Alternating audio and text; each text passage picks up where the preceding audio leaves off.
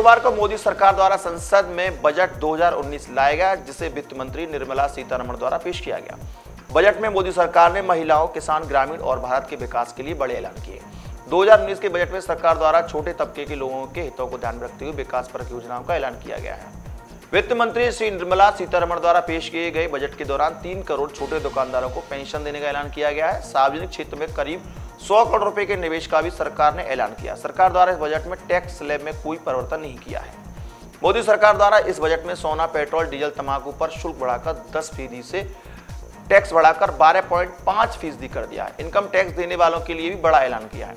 ITR के लिए मोदी सरकार ने बड़ा ऐलान किया है। अब आधार कार्ड से भी लोग अपना इनकम टैक्स भर पाएंगे। अब पैन कार्ड होना जरूरी नहीं है। मोदी सरकार द्वारा बजट में मिडिल क्लास के लिए बड़ा ऐलान किया है। मिडिल क्लास लोगों के लिए मोदी सरकार 4.5 लाख का घर खरीदने पर अतिरिक्त 1.5 लाख रुपए की छूट दी जाएगी। हाउसिंग लोन के ब्याज पर मिलने वाली छूट को भी अब 2 लाख से बढ़ाकर 3 लाख कर दिया गया है।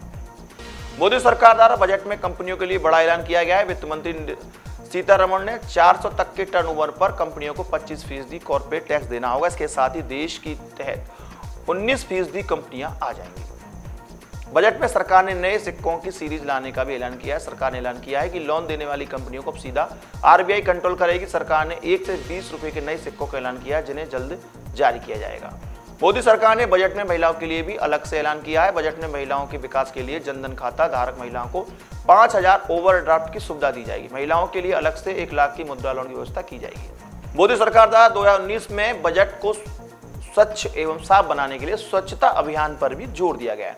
बजट में प्रदूषण को दूर करने के लिए इलेक्ट्रॉनिक कार को बढ़ाने का ऐलान किया गया है, यानी इलेक्ट्रॉनिक आइटम अब बढ़ाए जाएंगे। शुक्रवार को मोदी सरकार द्वारा जो बजट में फैसला किया गया वो लोगों को काफी लाभ देने वाला प्रतीत हो रहा है, ऐसा सरकार का कहना है। वहीं कुछ CA ने इस बजट को मिडिल क्लास के लिए निराशाजनक बताया। आइए सुनते हैं क्या कहते हैं बजट पर मथुरा के प्रमुख CA। संसद में आज 2019 का बजट पेश किया गया है। वित्त मंत्री निर्मला सीतारमण द्वारा पेश किए बजट को लेकर हम आपसे सभी को, दर्शकों को ये जानकारी देना चाहेंगे कि कितना ये महत्वपूर्ण हो सकता है, कितना विकास की दृष्टि से अच्छा हो सकता है, आम जन मानस के लिए कितना अच्छा हो सकता है। इस वक्त हम मौजूद हैं मथुरा ब्रांच ऑफ ICAI में, और यहाँ सभी चार्टर्ड हैं, आर्थिक जानकार हैं। हम जानना चाहेंगे कितना महत्वपूर्ण है आज का बजट और क्या कुछ कहेंगे आज के बजट को लेकर। सर, जैसे कि पॉल्यूशन को कंट्रोल करने के लिए इस बजट में बहुत ही ज़्यादा अच्छा बजट पास हुआ है। उसमें इलेक्ट्रिक व्हीकल्स को बढ़ावा दिया गया है। उसके लिए एक तो नॉर्मल टैक्स पेयर्स हैं, जो बिजनेसमैन को छोड़कर भी छोटे टैक्स पेयर्स को भी फ़ायदा दिया गया है, जिनके लिए 1.5 लाख की यानी 1.5 लाख रुपए की इंटरेस्ट पे छूट दी है लोन लेने में। जो लोन लेंगे वो इलेक्ट्रिक व्हीकल्स को लेने के लिए उस पर 1.5 लाख की छूट दी है।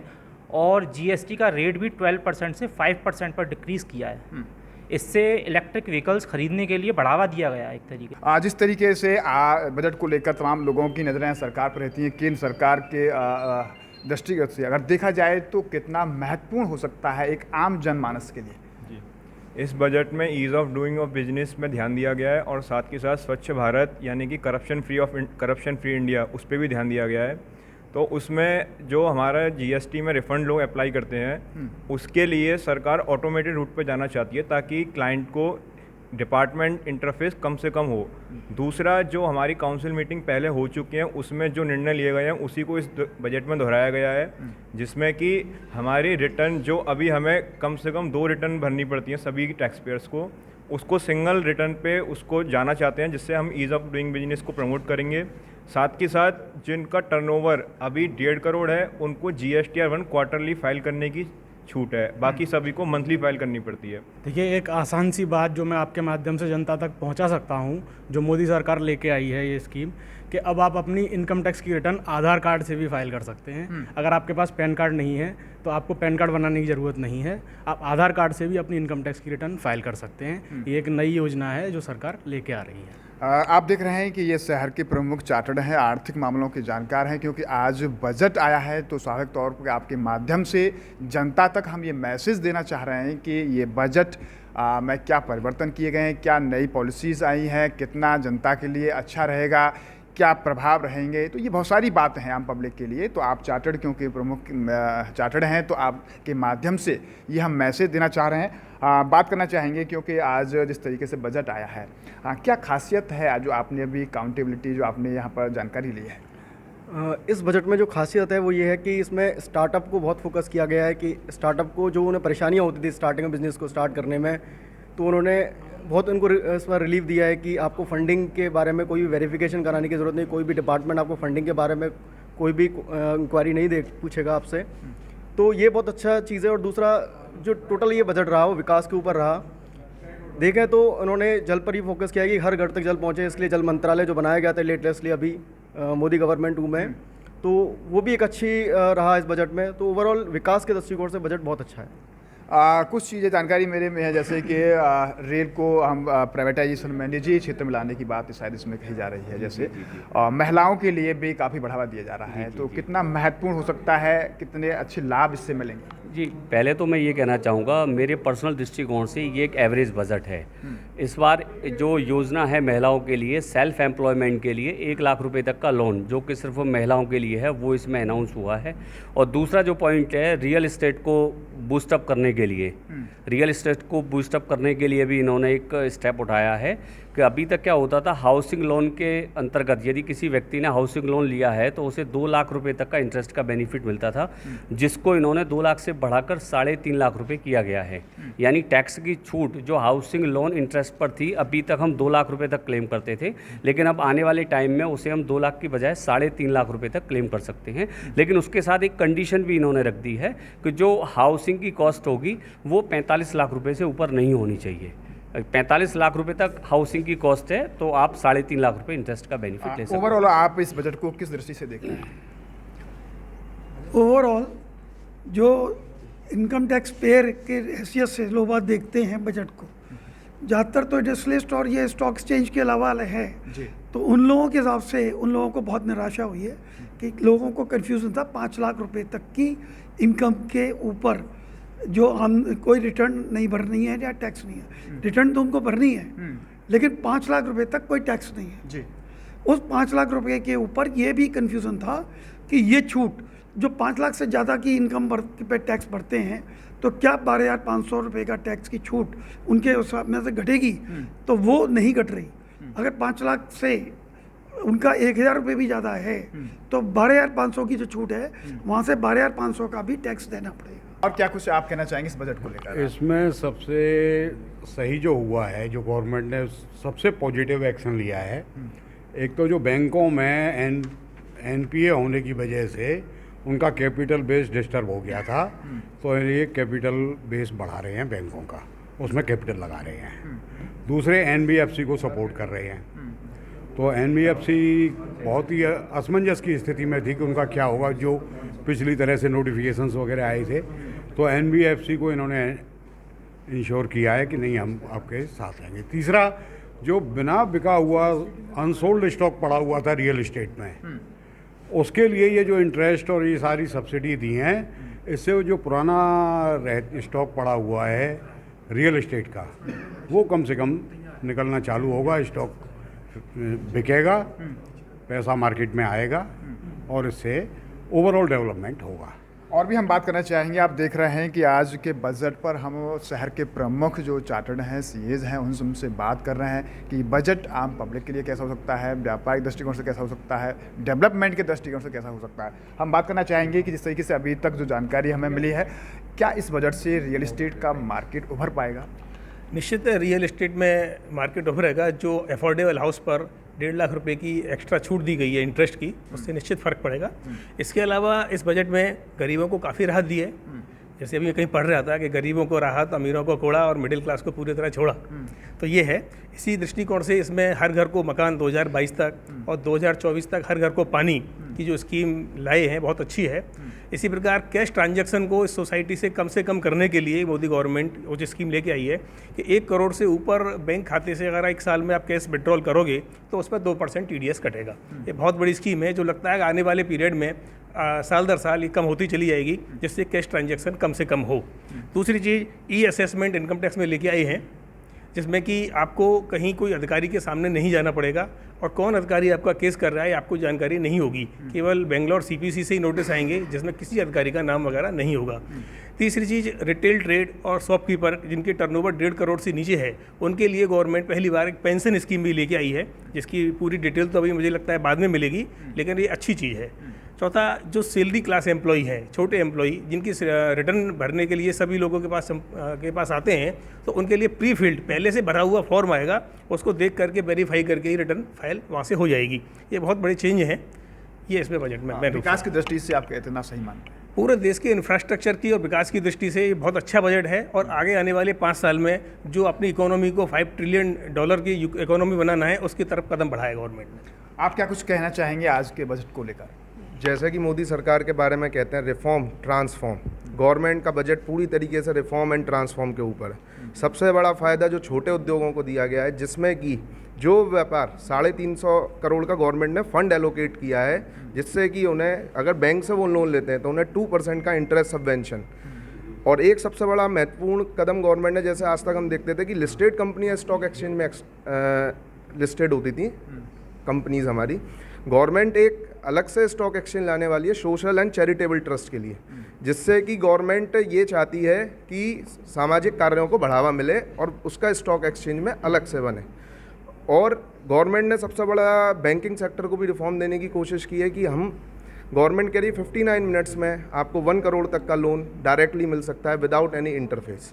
तो गवर्नमेंट चाह रही है कि बैंकिंग सेक्टर बूस्ट होगा तो बिज़नेस भी बूस्ट होगा और गवर्नमेंट लोगों को आसानी होगी बिज़नेस करने में। सर, जिस तरीके से बजट आया है, अगर हम बात कर रहे हैं बिज़नेस को बूस्ट होने की, खासतौर पर रियल एस्टेट का मार्केट काफ़ी डाउन में पड़ा हुआ है, कितनी उम्मीद है इस बजट से और क्या कुछ कहना चाहेंगे आप?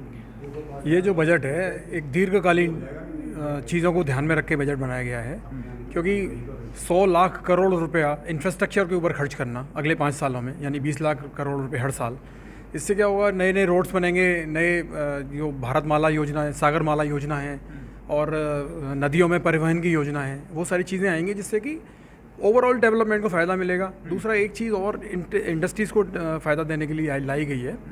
पहले क्या था कि 250 जिनका 250 करोड़ तक का टर्नओवर था, उन कंपनियों पे 25% का टैक्स लगता था, इनकम टैक्स, और उससे ज़्यादा वालियों पे 30% इनकम टैक्स लगता था। उस 250 करोड़ की लिमिट को बढ़ा के 400 करोड़ कर दिया गया है, जिससे क्या हुआ कि एक तो छोटी कंपनियां, छोटे टर्नओवर वाली कंपनियां उस दायरे में आ जाएंगी, 25% टैक्स लगेगा, 5% का रिलीफ है, और इस रिलीफ में इंडिया की 99.3% कंपनियों को कवर हो गया।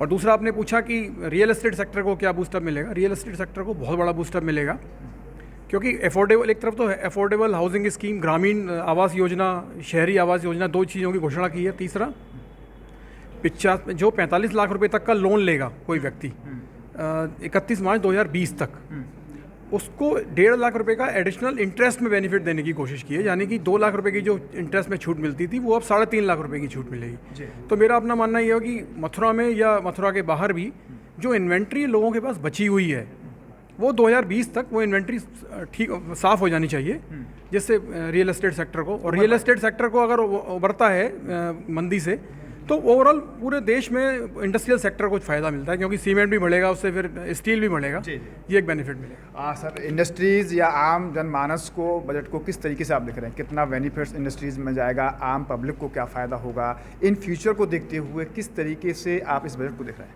बड़ा बेहतरीन बजट है ये। और पहली बात, बजट 7 करोड़ जो टैक्स देते हैं उनका नहीं होता है, बजट 130 करोड़ लोगों के लिए होता है। तो वो 7 करोड़ लोग जिनको टैक्स में कोई फ़ायदा नहीं मिला वो ज़रूर निराश होंगे, लेकिन वो 130 करोड़ जो भारत की जनता है वो ज़रूर खुशियाँ मनाएगी, क्योंकि मोदी सरकार का रोड मैप 2 बातों पर है। पहला रोड मैप उनका ये है कि देश में इंफ्रास्ट्रक्चर का विकास किया जाए, जिसके लिए अगले 5 साल में 100 लाख करोड़ रुपए खर्च करने का विचार है, जिसमें स्मार्ट सिटी, मेट्रोज, रेलवे, घर घर पानी पीने की योजना, पावर, सड़कें, ये सारी चीज़ें शामिल हैं। इसके अलावा सरकार इन सब बातों के माध्यम से गरीबों का जीवन स्तर सुधारना चाहती है, जैसे कि करीब करीब 3 करोड़ व्यापारियों को पेंशन देने की बात है, श्रम सुधार की बात सरकार कर रही है। इसके अलावा महिलाओं के लिए योजना है। पानी बहुत बड़ी समस्या है, और पानी की समस्या को ख़त्म करने के लिए सरकार ने इस बजट में प्रावधान किए हैं, जिनके लिए पैसा लाने के लिए एक छोटी सी मार मध्यम वर्गीय पे पड़ी है कि पेट्रोल और डीजल 2 रुपये लीटर बढ़ गया है। तो जो 2 रुपये लीटर पेट्रोल पे बढ़ा है वो पैसा वापस सरकार खर्च करेगी उन लोगों के लिए जो पानी की कमी में है। यानी सरकार बजट का मतलब ही ये है, पैसा एक जगह से लेती है दूसरी जगह खर्च करती है, लेकिन 130 करोड़ लोगों तक लाभ फैलाने की ये योजना है। साथ में जो बड़े उद्योग होते हैं जिनका टर्नओवर 400 करोड़ रुपए तक है, उनको टैक्स में 5% की छूट दी गई है। पहले 30% लगता था, अब 25 हो गया है। तो यानी कि सरकार ने कई चीज़ों पर एक साथ एक तीर से कई निशाने लगाए हैं। सरकार देश को इंडस्ट्रीज़ को भी ग्रोथ देना चाहती है, इंफ्रास्ट्रक्चर को बढ़ाना चाहती है, और ओवरऑल सरकार का मिशन क्लियर है कि उसे नीचे पड़े हुए जो सारे लोग हैं जो अभाव में जी रहे हैं उनको सुविधा देकर उनकी लाइफ स्टाइल को ऊंचा उठाना है। तो एक बड़ा एक मैसेज जाता है इसमें। एक पॉल्यूशन पे भी सरकार का बहुत जोर है, जिसको स्वच्छ भारत पहले कहती थी, सरकार ने इस बजट के माध्यम से उस शब्द को बदल के सुंदर भारत नाम दिया है आज। तो सुंदर भारत के तहत भारत सरकार देश को पॉल्यूशन से मुक्त करना चाह रही है। इसलिए इलेक्ट्रिक व्हीकल पर आप खरीदने के लिए लोन लेंगे तो 1.5 लाख रुपए तक की ब्याज पे सब्सिडी दी है। इलेक्ट्रिक व्हीकल पे 12% जीएसटी लगता था, 5% कर दिया है। इसके अलावा इलेक्ट्रिक व्हीकल पे और भी सरकार सब्सिडी के माध्यम से ये चाहती है कि हम लोग पेट्रोल डीजल कंजम्पशन वाले व्हीकलों को छोड़कर अगले 5 साल में पूरी तरह से इलेक्ट्रिक वाले व्हीकल पे आ जाएं।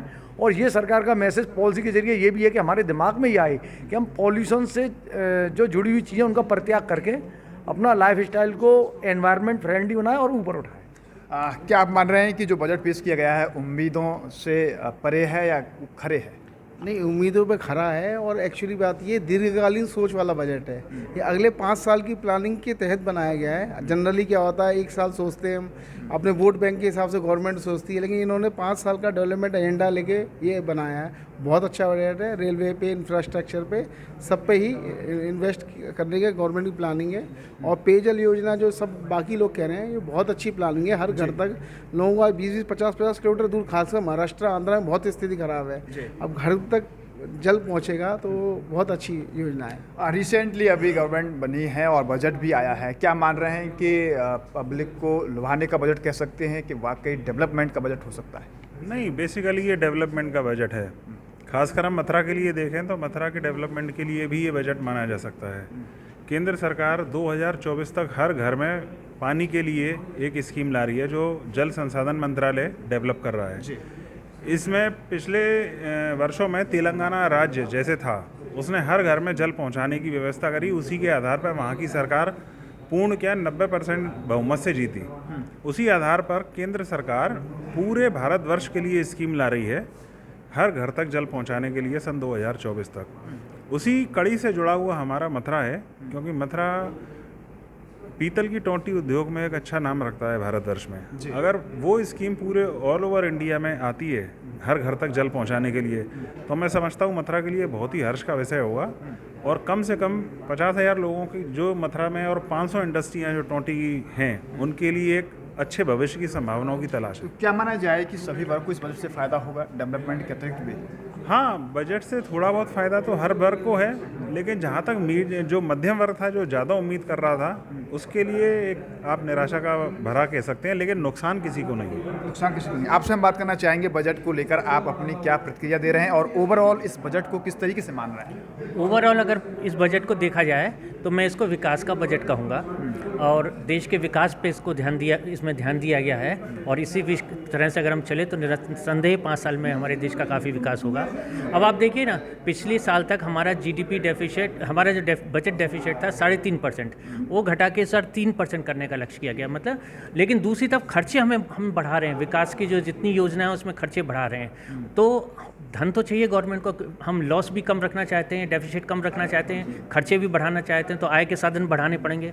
तो उसका नतीजा ये है कि जो हमारी 7 करोड़ की जनसंख्या जो टैक्स देती है, माने 130 करोड़ में से करीब लगभग 7 करोड़ की संख्या हमारे यहाँ टैक्स देती है, तो उसको तो थोड़ी सी निराशा हुई है ज़रूर इस बजट से, इसमें कोई शक नहीं। लेकिन अगर 130 करोड़ की जनता के हिसाब से देखा जाए तो ये विकास का बजट है। और इस जो इन्होंने रोड मैप तैयार किया है 5 साल के लिए, अगर उसी रोड मैप पे हम चले तो 5 साल बाद हमारी अर्थव्यवस्था निसंदेह एक बहुत सुदृढ़ अर्थव्यवस्था होगी। और जैसा कि टारगेट है कि हम वर्ष की तीसरी अर्थव्यवस्था बने, वहाँ पे लक्ष्य को हम प्राप्त करेंगे, ऐसा मेरा मानना है। धन्यवाद। आपने देखा कि हमने आज बजट की प्रतिक्रिया पर मथुरा जिले के प्रमुख चार्टर्ड द्वारा हमने बात की, पूरे बजट पर उनकी प्रतिक्रियाएं जानी, साथ ही साथ उनसे पूछा कि ये बजट कितना बेहतर हो सकता है, आम जनमानस के लिए कितना अच्छा हो सकता है, विकास की दृष्टि से कितना अच्छा हो सकता है। सभी चार्टर्ड द्वारा अपनी अपनी राय दी गई और राय में कहा गया कि विकास की दृष्टि से बहुत अच्छा हो सकता है। एवरेज बजट मिडिल क्लास के भी रह सकता है। कई चार्टर्ड ने यह भी कहा कि मिडिल क्लास को बहुत ज़्यादा फायदा तो नहीं होगा, लेकिन विकास की दृष्टि से आगे भविष्य में बहुत अच्छा साबित हो सकता है। ये लेकिन आने वाला वक्त ही बता पाएगा कि इस बजट से जितनी उम्मीद पब्लिक को थी, क्या वो उम्मीद पूरी हो पाएंगी। बहरहाल बजट को लेकर अलग अलग अपनी जो राय में निश्चित जरूर तौर पर कुछ लोग द्वारा इसे एवरेज बजट बता रहे हैं, तो कुछ लोग इसको विकास की दृष्टि से एक अच्छा बजट भी बता रहे हैं। News camera person Sunil Singh के साथ गोविंद भारद्वाज।